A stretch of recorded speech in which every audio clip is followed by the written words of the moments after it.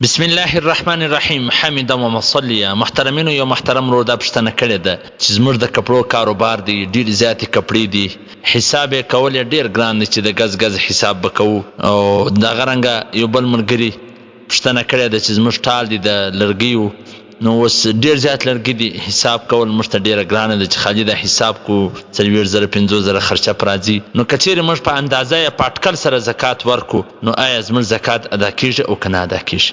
علامه مفتي انعام الحق قاسمي صاحب په خپل کتاب د زکات مسایلو انسایکلوپیډیا صفحه نمبر 88 هغه لیکلي دي چې زکات پوره حساب کول پکار دی، بیا سړی ورکړي، پوره حساب دی وکړي. په اندازه یا په اټکل باندې زکات ورکول مناسبه نه دي.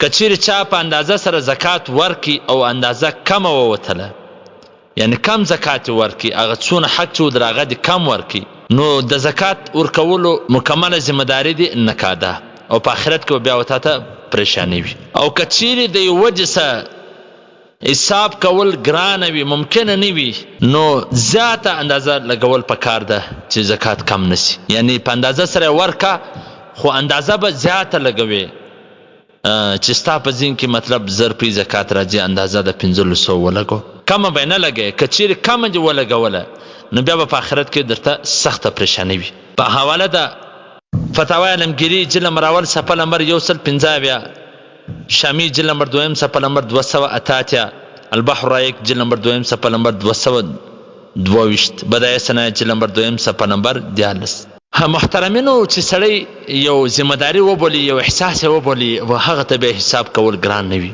چې سړی دا خبره و ذهن ته کښیږدي که چیرې دغه زکات زه نه کوم ورزما و دا ټال ته اسې نه چې یو افت ولګېږي، ور وانخي، یا زما کپړې ضایع نسي. په دغه زکات یو خو د الله حکم دی، بل د مال حفاظت پکېږي. نو دغه پریشانی او دا مشکلات سړی و مخ ته کښیږدي، او د آخرت هغه تکلیف و مخ ته کښیږدي، نو بیا حساب کول څه ګران نه دي. او بل محترمینو، چې کله سړی راوړي په هغه وخت کې تانونه ولیکي، دونې ګزونه دي، دونې تانونه دي، یا دونې من دلته پروت دي، دونې منځ ولاړی، نو سړی دا ولیکي، یو شی ذمہداري وبولي، نو بیا و دته حساب کول ګران نه دي. او که چیرې سرسري سړی وبولي، نو بیا به خامخا حساب ورته ګران وي. نو محترمینو، پوره حساب وکړي او آخرت و مخ ته کښېږدي. او دغه رنګه زکات پوره نه ورکولو چې کم نقصانات پر مال باندې راځي، آخرت خو مشوره په دنیا کې کم نقصانات راځي، هغه مخ ته کښېږدي.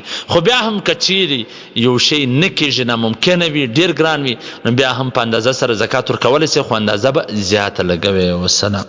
ستاسو د دیني پوښتنو ځوابونکی مولوي عبدالرحمن سمین صاحب.